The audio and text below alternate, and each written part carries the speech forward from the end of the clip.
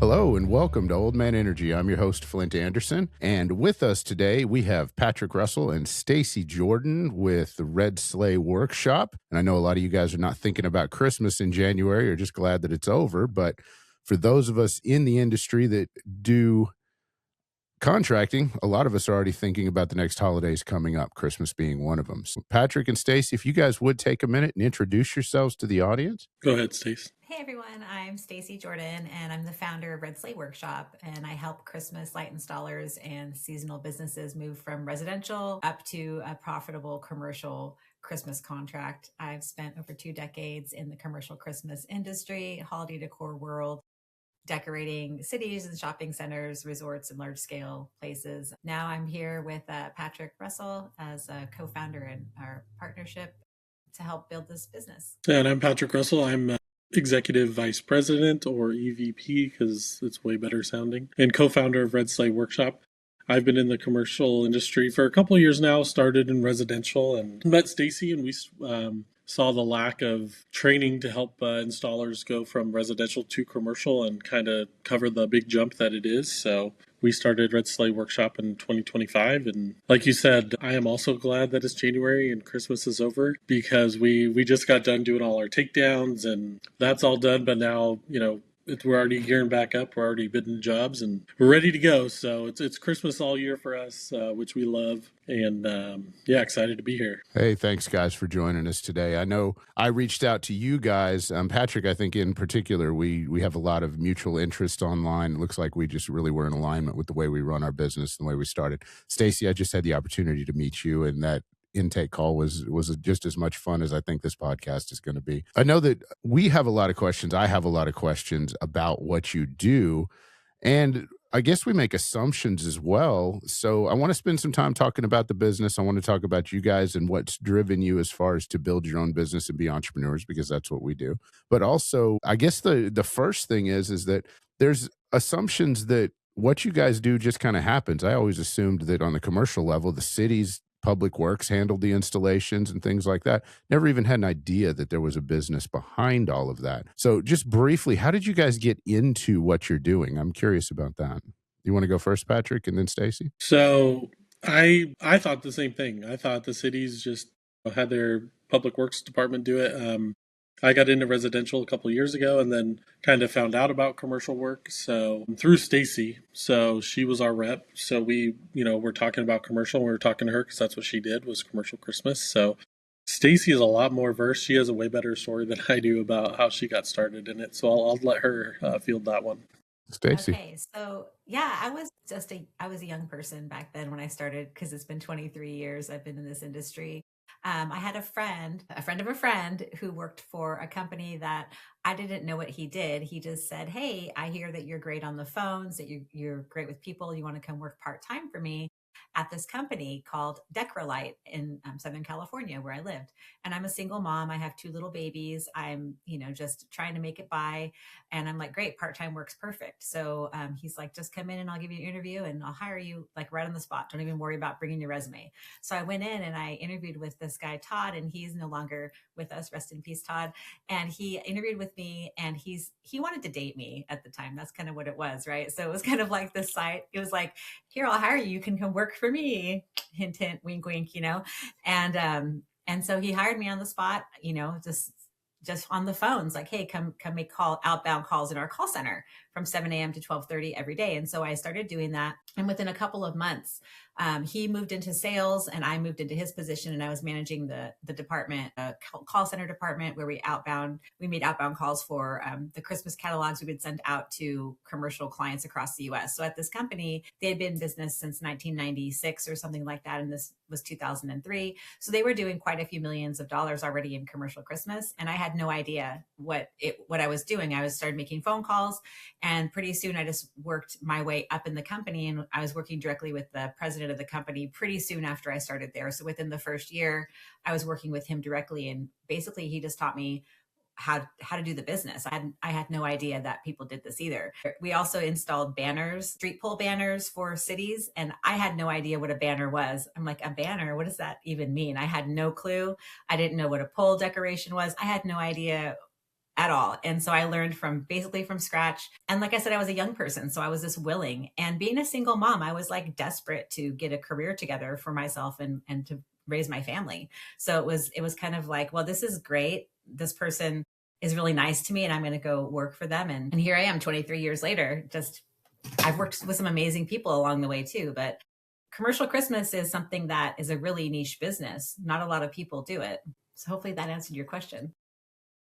That was a lot, but I mean, we don't know. Like we said at the beginning, it's like, okay, well, even you, when you got into the business, it's like, well, okay, yeah, sure, I need a job. Now, the number one question I've got, go ahead. I was going to say I had been working for the year previous, just an outbound call. So I was managing a call center. We would call for credit card processing. So we'd call small businesses and get them to sign up. It was back when gift cards were just coming into the scene back in the early 2000s. So gift cards were a big deal. I was calling from the phone book back then.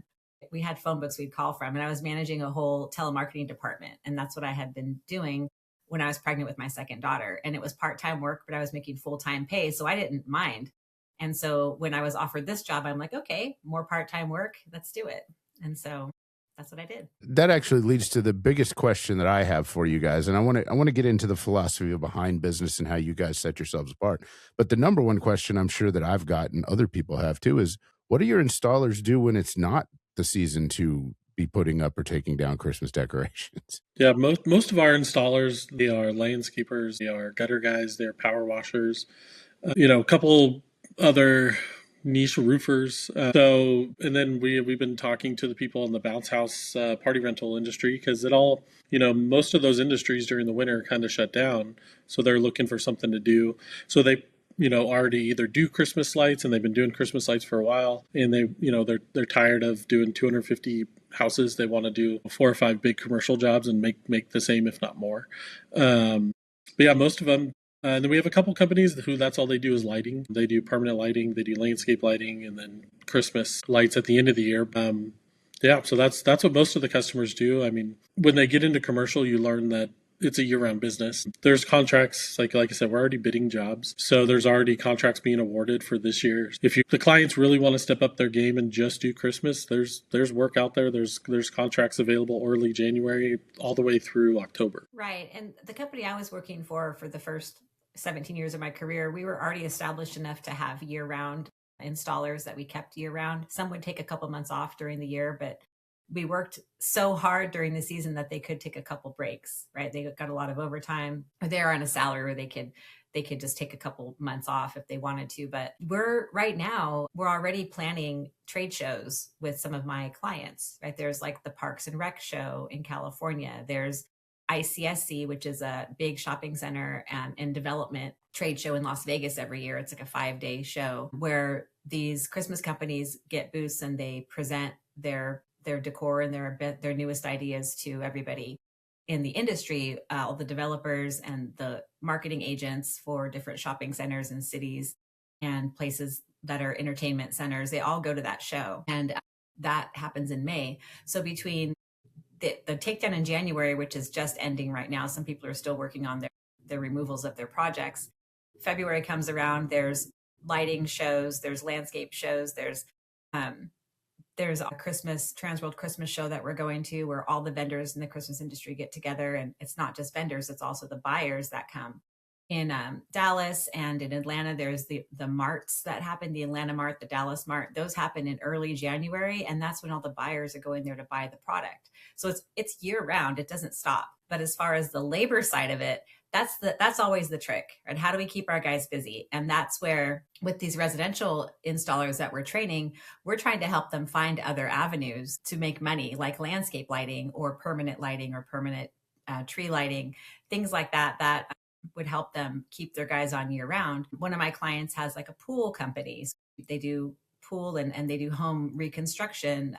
as far as building, patios in the back and barbecue islands and things like that. So those are the people that we work with, are the owner operators that are just starting out. But when you get big enough in commercial Christmas, you could just do this all year long. You wouldn't have to do the rest of it. Plus it coincides with events too. So there's all kinds of ways to keep the guys busy. Makes sense. That makes sense. Yeah. So let's segue into, you guys do training, and you've mentioned that a couple of times. I want to talk about that later in the pod. But what would be your best piece of advice? And this may be more of a question for Patrick, although Stacey, I know you do a lot of the internal training, for a client or an installer that's going from residential, we've mentioned that a couple of times, to commercial. It seems intimidating. Oh, yeah. And it's a totally different animal from, and I run both through my several sets of companies, and I understand a lot of those guys don't cross over. So what would be your best piece of advice for somebody out there listening that may be thinking that this is a good idea? I mean, consult with someone who's done it. If you're nervous, if you're scared, I was told from a very young age, it's not what you know, it's who you know. Even when I was doing residential, I was looking at commercial projects and it was like, I have no clue how I'm to do that, but I know people who do. So lean on the people that you know and call them, ask them for advice.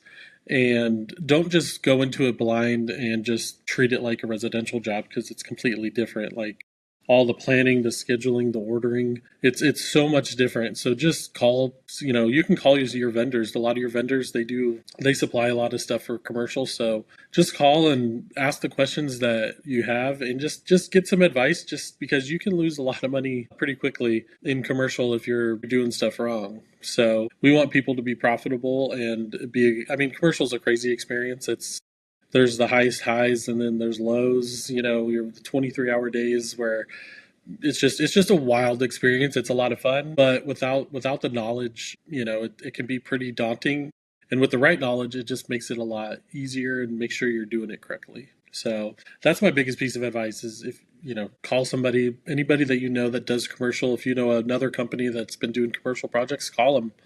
Say, hey, I'm thinking about doing this. What were your headaches? These are some questions I have. Most people in the industry want to work together. Or I say most, not all, but most people will gladly take the time and answer your questions. So that's the biggest thing, is just get your questions answered before you start bidding these jobs. Because even the bids themselves cost. We have to do the artwork, the site walks, the hours of finding inventory, and then making sure you're being profitable, finding storage. Like there's so many things that go with commercial that you can spend easily $1,500, $2,000 per bid. So you don't want to turn in a horrible bid and not even get, they look at it, throw it to the side. So you want to know what you're doing when you go into this. So that would be my my long answer on my advice for people. Let me ask you a slightly different question, Stacey, because I know that you do the consultations for prospective clients and things like that. How do I know if my business is ready to transition from residential to commercial? What signs do you look for? What signs should everybody out there listening that's thinking about getting into this industry, what should they be looking for? Well, that's a good question, because out of the consultations I've done this last few months, everybody has the similar challenges, but very different solutions for each one. I would say that if you're not sure whether you are ready, that's okay. First, get a consultation with me and I can help you figure that out. But besides that, it would be, I think it's just a matter of if the owner is willing to ask for the help. Like if they're willing to invest in themselves and ask for the help from other people, to admit they don't know what to do. That's kind of the main thing. The people that I've been consulting with, they're willing to say, just like Patrick said, it's not what you know, it's who you know. If you're an owner operator and you're not ready to take advice or suggestions from other people, then you're not ready to move into commercial.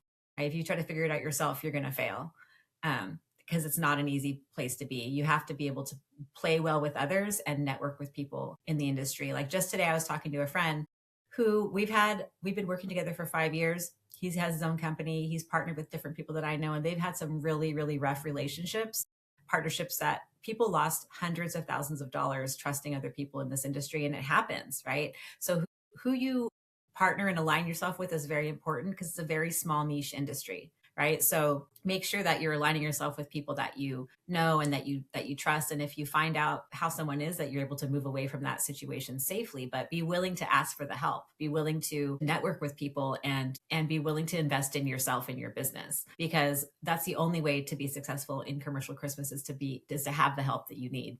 My friend I was talking to earlier today, he can help me install a Santa house or a 50-foot Christmas tree or something, where I could do that too with my own crews, but it's much easier if I have someone else that can help me in that way, right? So even me, I could do it myself, but I'd rather just help someone else's business grow, and we all work together, we all grow together. So we're starting a commercial Christmas installers network. We have a Facebook page called Commercial Christmas Installers Network, and that idea is just to have everybody network with each other so we can help each other out. Because I may be great in, whatever state that I'm working in. At the time it was California. Like, we had the market there pretty much covered with all of the giant displays and big projects. But everybody around the country has their own market that they can be working, and not everybody can be everywhere. There's only a small window of installation time in November and December for Christmas, October as well, but we can't be everywhere. So we need each other in order to grow. So if you're not willing to invest in yourself, if you're not willing to play well with others, this is not the industry for you. Makes sense. Let's shift gears a little bit here. I want to talk about behind the business a little bit, because you guys come from radically different backgrounds. True. And I relate to both, because I've been an entrepreneur, but also I was corporate trained too. So Stacey, you came from the corporate world to becoming an entrepreneur and being independent. Patrick, you, as I understand it, were a contractor and decided to do this full time and have grown from there. Did I get your background correct on that? So I'm a serial entrepreneur. I mean, I started mowing lawns at 12, raking leaves, shoveling snow, which was my least favorite thing, was shoveling snow, but people paid well to do it. But yeah, I mean, I've had a storage company, apartments. Currently now I have two other businesses, some in real estate and some in the financial sector. So, for me, after meeting Stacey and seeing all the stuff that she does and how well respected she is in the industry, and I'd been doing Christmas, I had been helping a buddy out. And when I'm looking at the numbers, I'm like, man, this is a great industry as far as the margins were concerned. To me, it was like, yeah, commercial is the way to go. And Stacey was wanting to do her own thing, and she wasn't completely happy. And, I can never go back to a regular 9 to 5 working for somebody else. A, HR would know me way too well, but B, I like the freedom that I get to travel. And if we don't want to do a job, we just say, yeah, we're good. We pass it along to somebody else. Having that freedom to just choose who you want to work with and what jobs you want to do. And the traveling, I mean, we're going to some trade shows this year. And so we get to choose which trade shows we want to go to. Hey, let's go to Orlando. We're going to St. Louis, one of my all-time favorite places. For a week. But so that's my favorite thing about being an entrepreneur, is just being able to choose who we want to work with, what jobs we want to do. So that's my background. So gotcha. Stacey, on the other hand. The biggest switch for you going from corporate to being an entrepreneur? What was the biggest challenge? It's all pretty new. I would just say the newness of it. I mean, since 2020, I've been working with other companies, but when I was in the corporate, as you know, you're at the office every single day. I mean, I spent like 6 days a week, 8 to 10-hour days in the office for years and years and years. And, I think that the biggest switch is just being able to have the freedom to make my own schedule, right? So I'm making my own schedule. I'm still doing the same things, but I'm not, it's just a really different life for sure. And I love the freedom that comes with it, of just being able to be with my son. He's 13, and like have my son experience life differently than my daughters did. Like I said, I was a single mom when my daughters were little, and they experienced mom gone 6-7 days a week working.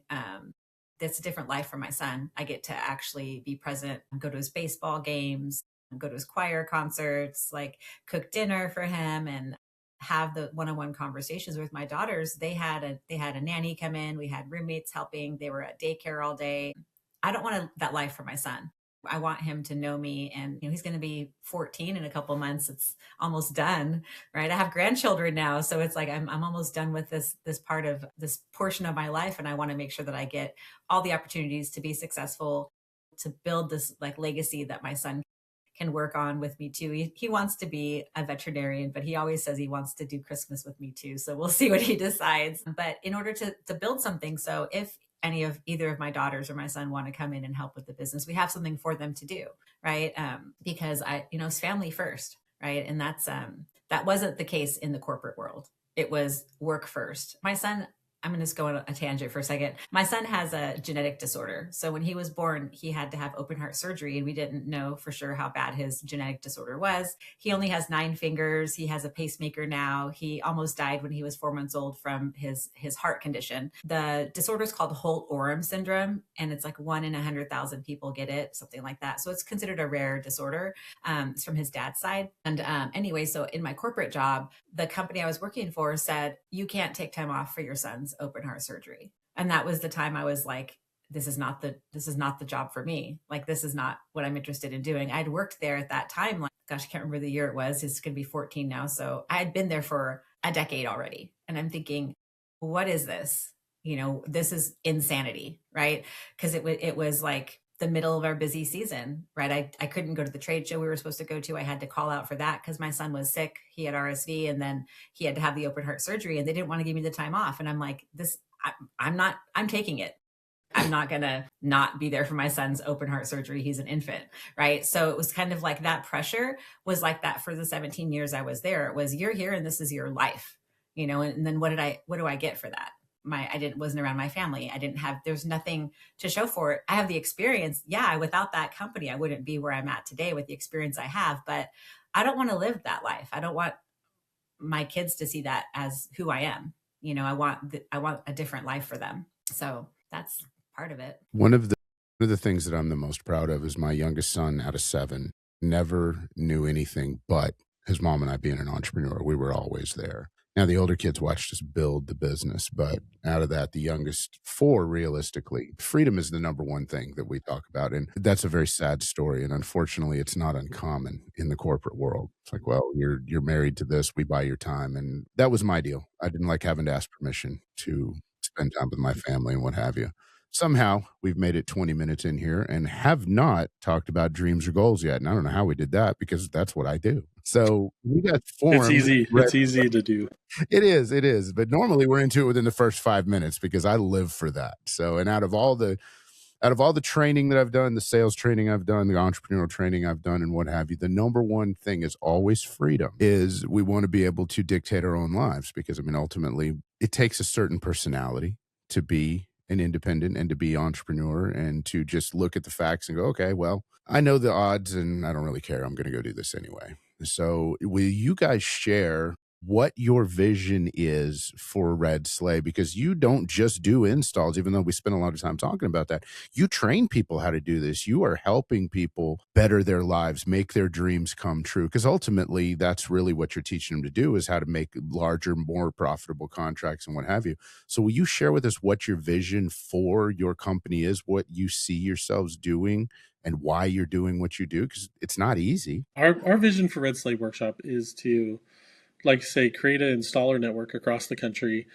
and just teach people how to do this correctly. Because we all in the Christmas industry, we see these commercial jobs, we go to them, and you're just like, man, that looks horrible. We want to set people up for success. We want people to be their own boss, be able to do this year round, or if they're not doing it year round, at least when they're doing it correctly, safely, and profitably. So for us, we want to make everybody the expert in their backyard. So, California, New Mexico, wherever, Pennsylvania, whatever town you live in, we want people to think of your company as, hey, we need to hire them to do our commercial Christmas because you're the best, and they've seen the work that you've done, how we've taught you to do it and the processes, so that you can have that financial freedom to, if you're so profitable during the Christmas season to where you can, we work like 4 or 5 months out of the year. The rest of the time, we work from home. We're around our families, and we're able to do that. There's other stuff like bidding jobs and going to trade shows where you're gone a little bit, but for the majority of the time, you're at home. So we would love everybody to have that freedom to work 4 or 5 months out of the year, and then the rest of the year be home with your family. And it is a lot, and it kind of sucks sometimes. During Christmas, you're out there busting your butt all over the country or in your backyard, but you're doing installs and, I always, every year, get my Christmas lights up like 4 days before Christmas because I'm so tired of Christmas that I finally get it done. But yeah, so we want people to learn the industry and be the best in their backyard, wherever that may be. You said it all. Boom. That's yeah, that's great. Helping people change their lives. How is being independent and doing this changed yours or your family? What's your favorite thing that's happened, or the biggest emotional thing for you that's happened, you guys? For me, it's fun. This is a whole different world for me. So like I've been an entrepreneur for a while, so I've worked from home for a long time. So I've always known that part. And when I want a day off, people will ask me, "Hey, can you go to this?" And I'll say, "Yeah, let me ask my boss." Yeah, he said it's okay. Like I've had that for a while, luckily. But for me, it's learning a new industry, but learning how much joy this industry brings people. We get done doing installs, and people will walk up to us and thank us, or even when we're doing takedown.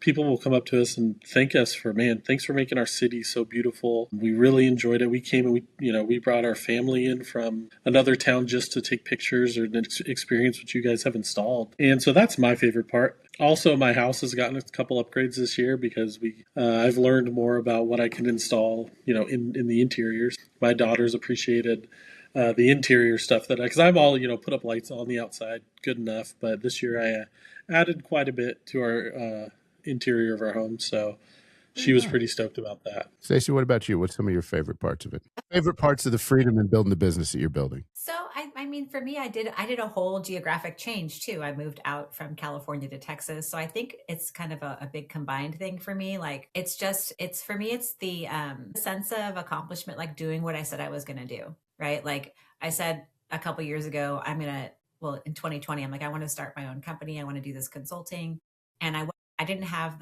what's the word? Oh my gosh, the courage. I didn't have the courage to step out on my own for the last 5 years. And it took, I guess, when Patrick and I started talking about it, he inspired me to want to have more freedom, right? I saw his lifestyle. I'm like, I want that. I want to go on a cruise and go on vacations and be with my family and all that. And I thought, if he's done it, then I could do this. And I was inspired. If he could do it, I mean, come on. I was inspired. And then I knew I wanted to move to Texas from California because I had gone through my second divorce and my divorce was almost final. And I'm like, I need to get away from this life. I wanted to start fresh. And so it's been a lot of things for me in that way, where it's like starting fresh, learning to, really take care of myself as a mom and as a woman, and society, especially in this business. It's a very male dominated business. It's always been that way. Trying to start this, I really needed the courage and the help. And that's how Patrick is such a good partner for me in that way, that where I was lacking that, he helped push me to have that courage to step out and do this myself. And so, well, not myself, together, but for myself. And I think that that's been huge for me, is being able to just to let go of all those fears, and let go of all that that doubt, and say, you know what, we're going to try this out. And I didn't doubt that we'd be successful because I have been doing this for so long. I know how this industry works, and I know so many people. And that's what it comes down to. I've built these relationships over the years that have been good relationships. And that's what, in business, that's what I believe it's about, is building these relationships. And I try to live with these values of transparency and honesty, and being there for people in all kinds of ways, right? So, in business, it becomes personal, right? It does become personal because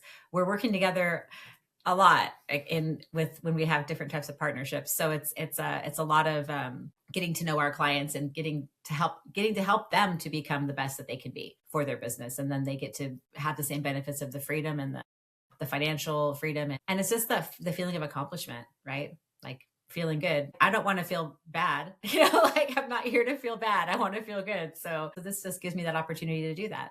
So that makes perfect sense. Now, one question I've got for you guys, because you guys are, and it's been apparent in the podcast, you guys are very diametrically different personalities. So what is something that you guys have learned from each other, and what's the one thing that drives you nuts about each other and working together? I don't know if we have enough time to answer that. No, I mean, working with Stacey has been so much fun. I am very strong-willed, and so I'm a stickler for being on time.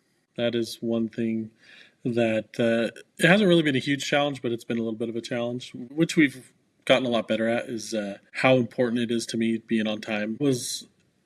And then another thing is I didn't know the industry. So when I'm making these cold calls, I'm calling these companies. I'm like, oh yeah, we can get you a quote in 3 days. And then learning the processes. So that was a big one for me, was learning, okay, yeah, it does take a week or two to get a professional quote done, where I'm just used to, in the residential world, you're like, oh, it's 150 feet of lights, 150 times 10 is $1,500. I mean, it's so different. So that, for me, that was the biggest challenge. The the fun part was Stacey is very outgoing. Our personalities complement each other very well. And so we have a lot of fun. Work isn't work. Even when we're, doing 20-hour days, it's always fun. I mean, we sit back, we can laugh at ourselves. We can laugh at, something happens. And one of my worst traits is I joke a lot. He And says it's a sometimes worst trait. I think it's a great trait. but sometimes it's It's a not the guy. best time. It's not the best time. So something will be happening, and then my brain thinks of something funny, and I'm just like, oh, this will lighten the mood. And it's a 50-50 thing. Sometimes it does, sometimes it doesn't. So, but yeah, just having fun while working, learning the industry from, one of, if not the best in the industry, and being able to, it's funny. A lot of people are like, oh, well, Patrick and Stacey. So they assume that I've been doing this for 23 years. So they're like asking me all these questions, and I'm like, oh. So I'm just regurgitating stuff I've heard from her. So that's been fun, learning the industry and learning from one of the best. But yeah, so there's the struggles and the good parts of working with Stacey and Red Sleigh that I've experienced so far. We've done a lot. We've learned a lot about each other, so we've been able to kind of, stuff that annoys me, she tries to do less, and stuff that annoys her, I try to do less, or just work at different ways of working around it so that we can get the job done and, have the best time doing it. That was a good answer. What about you, Stacey? She'll be like, Patrick is so great to work with. You guys had, and we'll wait till she catches back up with us, but you guys had worked together.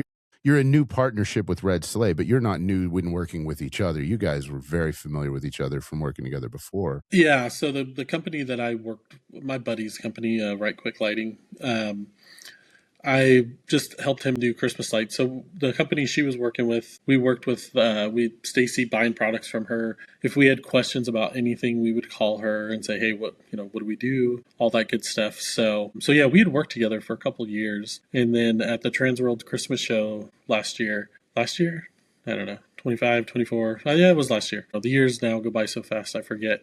But it was last year we really started talking about, and she started telling me how she wanted to start her own company and, the Red Sleigh Workshop. And for me, it was like, perfect. This is my opportunity to get into the industry, but with, someone well respected. So that's why when I was hearing about it and had the opportunity, I jumped on it, even though I didn't know all, definitely not nearly as much as she did. I knew more about the operations. Running any business is the same. And so that's where my strong suit is the scheduling, the employees, all that fun stuff. I'm trying to think right now.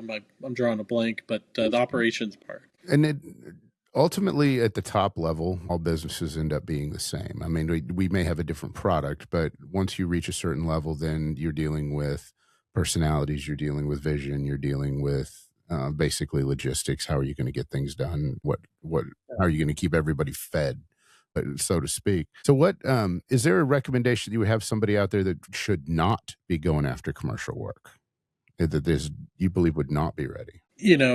There's if you've only done Christmas, I mean, there are people who can jump straight in and not really have much residential experience and just jump into commercial. We usually like to work with companies who have 2 to 3 years of experience, who, they've grown their company from 30,000 to over 100,000, because you have the processes down. You've worked with some of the vendors, so you kind of know how the industry works a little bit. If you're not a go-getter, I mean, commercial, they don't come to you. You have to find them. So don't waste your time. If you're not someone who's going to, go out and cold call or just go to a property and find out who to talk to. And, you can be a business owner that gets by, that, pays your bills and does stuff. But we want the commercial Christmas industry. It takes a lot, and it's a big risk. So you can easily lose your butt. So if you're not a person who's a go-getter, who's going to go out there and do everything that you need to do to land these jobs and to run these jobs smoothly and successfully and actually make money doing them, just keep doing what you're doing.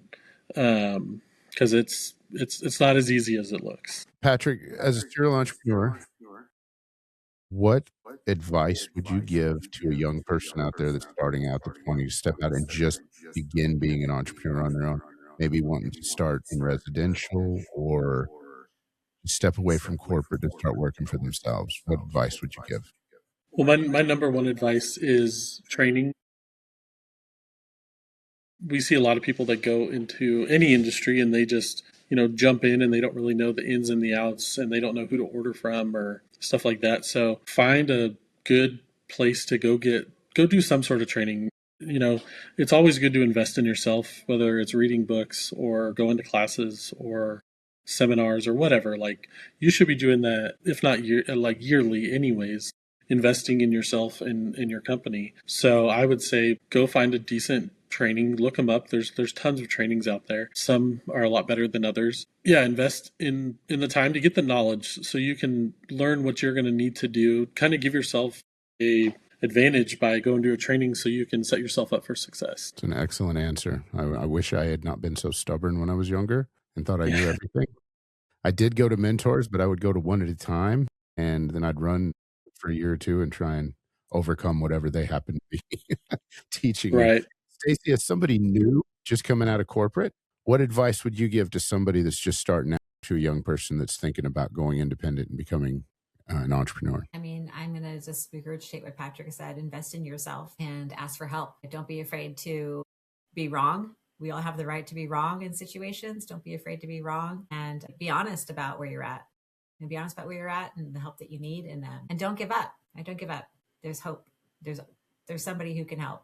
That's my advice. Very, very sage advice and very hard to take when you're staring at a wall of challenges. Right. Don't give up. Okay, well, this is about to hit me. What am I going to do? Guys, we are about out of time for today. I appreciate you sharing your business, and I'm going to ask you to talk about what you guys have in come up. Below the description here, we're going to have all of your links and everything, so you don't need to necessarily repeat those. But talk about where you would recommend people follow you, and if this is hit with some folks, how they can get back in touch with you, or what you guys have coming up next. Well, we have coming up, we have a couple of trainings in person coming up. We have the Slay the Season 2026 commercial training coming up February 19th and 20th here in San Antonio, Texas. We have a special one-day training coming up in Dallas, Texas. That's also in February 28th. We're also going to be at Trans World Christmas Show in St. Louis this year. In March, we have a one-day training, March 25th. And then with that training, we've put together 3 days. It's called the Light Series, the Lighting Institute Technology Education Series at the Trans World Christmas Show. That's included in the ticket. And then we have a training in April out here in San Antonio. Oh, we're also going to Light It Up Expo. That's our friend Ryan Lee. He has a company that's landscape lighting secrets. And so he has a Light It Up Expo happening March 3rd through the 7th in Orlando. So we're going to have a booth there and be talking for 45 minutes there and available. I mean, I have my cell phone out on our social media. You can text me. That's crazy that I have that there, but please text me or Stacey at Red Sleigh Workshop.com. That's the email to get a hold of me. And it's hard for you guys to remember, but it's Stacey. And then it's also Patrick at RedSleighWorkshop.com. That's where you get a hold of us and we can answer any questions you might have. On our site too, you can set up a 2-hour consultation with me. Or if you text me, I can send you the link for the 15-minute free consultation that I do every day, just to see if you're interested in joining us in some way. Yeah, and the 15-minute consult, it's to see if there's someone that we want to work with and that they're ready to work with us. So it's a great option. You can go to RedSleighWorkshop.com and sign up, go jump on the calendar. It's a quick 15-minute, but in those 15 minutes, we can really learn a lot about you. And if it's good with everybody, we have a 2-hour consultation. It's $500 to where we do a deep dive into your company, see where you're at, where you want to go, and give you a plan on how to get there in this season. We do have our trainings. We are on Facebook, Instagram, the TikTok, and LinkedIn. You can find us on all those. But yeah, we have our in-person training. We're really excited for that. We're doing a bunch of training this year, so we're super excited to get people in here and teach them everything we know and set them up for success. But RedSleighWorkshop.com, you can find out all this. with the trainings, the consultations, and then on social media, we have it all in there as well. Yeah, it's all Perfect. Red Sleigh Workshop. Guys, we If you appreciate look your us up, time you'll today. see it all that way. Well, thank you, Flynn, And so we much. will include all of your links. So thank you guys for being with us. We Perfect. appreciate you taking the time and look forward to seeing what you guys Thank you. put together over the next year. Awesome. Thank you, Flynn. We appreciate it.